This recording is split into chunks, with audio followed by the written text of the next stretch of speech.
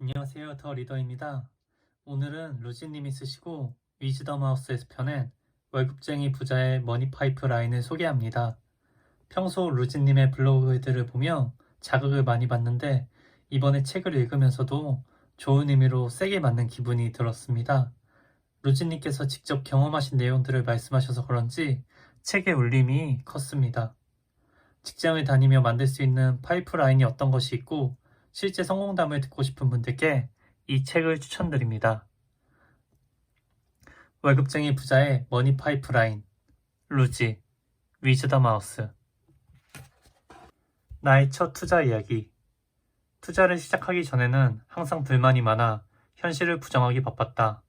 사실 나도 돈은 생활을 유지하기 위한 수준만 벌면 되는 것 아니냐며 돈 얘기에 굉장히 민감하게 반응하기도 했다. 그런 부정적인 사고로 가득한 내게 어느 날 기회가 찾아왔다. 그동안 지켜봤던 상권에서 괜찮은 점포 자리가 나온 것이다. 많이 지켜봤고 검토를 했기에 자신이 있었고 이건 무조건 해야 한다는 생각에 사로잡혔다. 문제는 돈이었지만 마이너스 통장, 소상공인 대출, 신용대출, 우수 프랜차이즈 대출 등을 활용해 해결할 수 있었다. 그렇게 2014년 첫 창업을 했다. 내 인생에서 가장 큰 리스크를 가지고 시작한 첫 투자였고 초심자의 행운처럼 지금의 나를 있게 만든 좋은 투자가 되었다. 돈도 돈이지만 나는 안 된다는 생각에 사로잡혔던 나를 바꿔준 소중한 도전이자 경험이 된 것이다. 그러나 삶은 내게 원하는 대로 흘러가지 않는다더니 곧 위기가 찾아왔다. 바로 사내 겸업 이슈였다. 오랫동안 회사를 다닐 수는 없겠구나 하는 생각이 머릿속을 지배했다.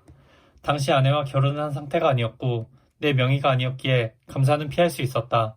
그렇게 결혼을 하고 2년이 지났을까? 또 동일한 문제로 사내 감사를 받게 되었다. 최초 감사 때 느꼈던 감정을 한 차례 더 겪고 나니 내 생각은 더욱 확실해졌다. 직장 생활을 건드지 않는 한 이 꼬리표를 뗄 수는 없다고. 만약 다음번에도 비슷한 이슈가 터진다면 내가 먼저 준비해서 나가겠다고 다시 한번 다짐했다. 그리고 가슴에 새겼다. 지금의 위기를 오히려 안티프레질 요소로 활용하겠다고 말이다. 안티프레질이라는 단어를 들어본 적 있었을 것이다. 프레질은 택배 상자에 붙은 스티커에 들어가는 문구로 깨지기 쉬운 이라는 뜻을 지닌 단어인데 앞에 안티가 붙어 깨지지 않는 이라는 뜻이 된다. 그러나 깨지지 않는 것이 아니라 깨지는 상황이 왔을 때 깨지지 않기 위해 미친 듯이 노력해서 탑한다는 의미로 많이 쓰이고 있다.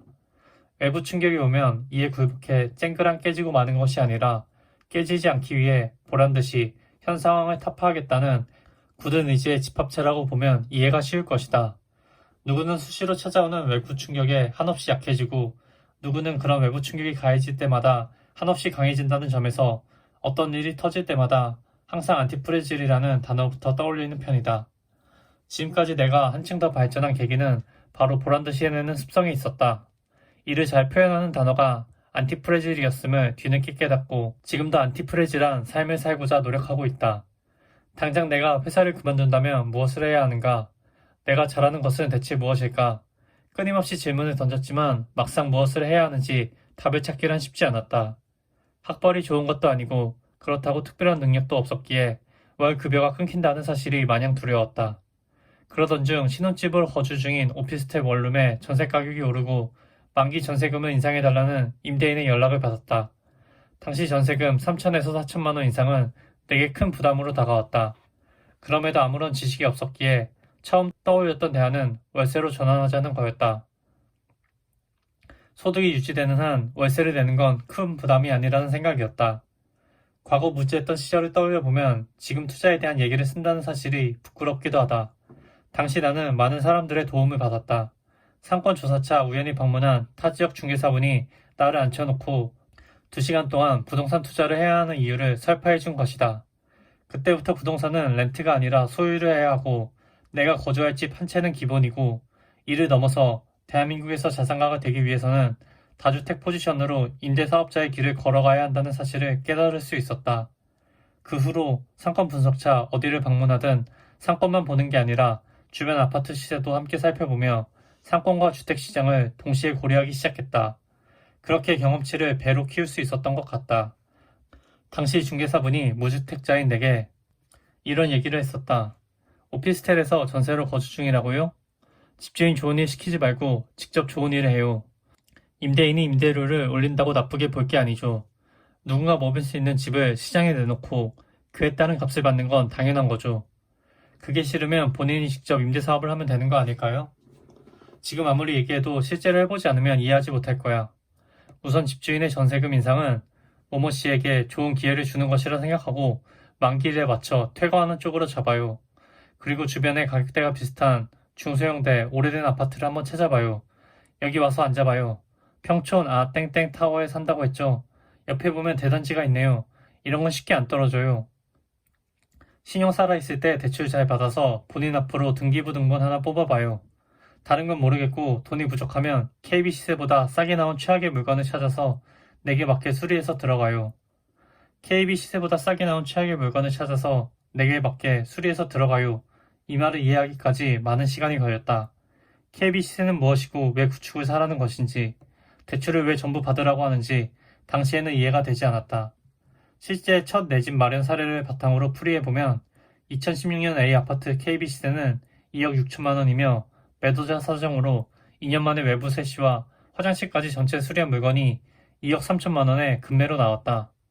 아파트 담보대출은 KB 시세를 기준으로 정해지는 만큼 내가 매수한 가격과는 무관하게 KB 시세를 기준으로 1억 8천만 원 대출을 받을 수 있었다. 그리고 당시 적격대출이라는 상품이 있었는데 이를 활용해서 후순위로 3천만 원을 추가로 받을 수 있었다. 그렇게 나는 재반 비용을 제외하고 약 2천만 원을 투자해서 거주 중인 오피스텔 옆에 구축, 중소형 아파트를 매수할 수 있었다. 그것도 수리가 전부 다 된 물건으로 말이다. KB 시세 2억 6천만 원, 매매가 2억 3천만 원, 선순위 담보대출 1억 8천만 원, 후순위 적격대출 3천만 원, 2천만 원 투자. 만약 임대인의 요청대로 전세금 3천만 원을 올려줬다면 내 소유의 주택도 없을 뿐더러 인상한 전세금 3천만 원에 대한 이자만 납부하며 지냈을 것이다. 그러나 이자보다 중요한 게 있었다. 바로 내 이름 석자가 박힌 등기부등본을 갖게 된 경험이다. 당시 이 경험을 하지 못했다면 지금도 전세금을 올려주며 집주인에게 레버리지를 제공하는 입장에 있을지도 모르겠다. 주거비에 많은 돈을 투입하는 것은 매우 비효율적이라고 생각했다. 집을 매수할 돈으로 프랜차이즈를 추가로 창업해 현금 흐름을 더 내고 거기서 벌어들이는 소득을 활용해 멋진 집을 임차해서 살자는 생각이 강했던 나였다.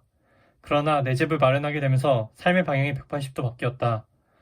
이렇게 사람은 본인이 관심 없는 분야에는 끝까지 관심을 두지 않는 법이다.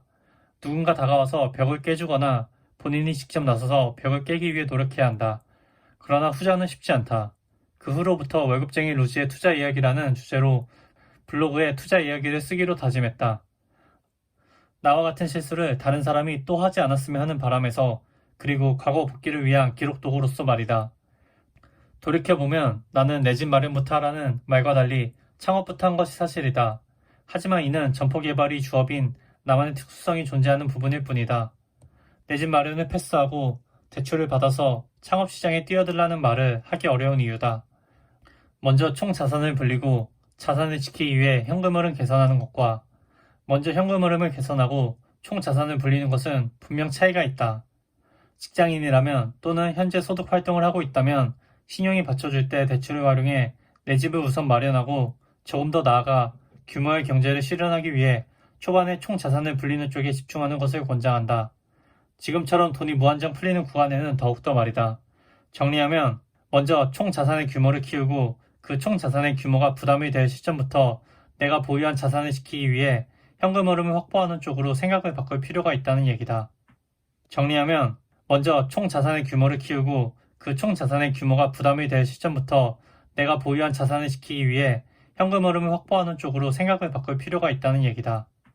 정리하면 먼저 총 자산의 규모를 키우고 그 총 자산의 규모가 부담이 될 시점부터 내가 보유한 자산을 지키기 위해 현금 흐름을 확보하는 쪽으로 생각을 바꿀 필요가 있다는 얘기다. 월급쟁이 부자의 머니 파이프라인. 로지 위즈덤 하우스.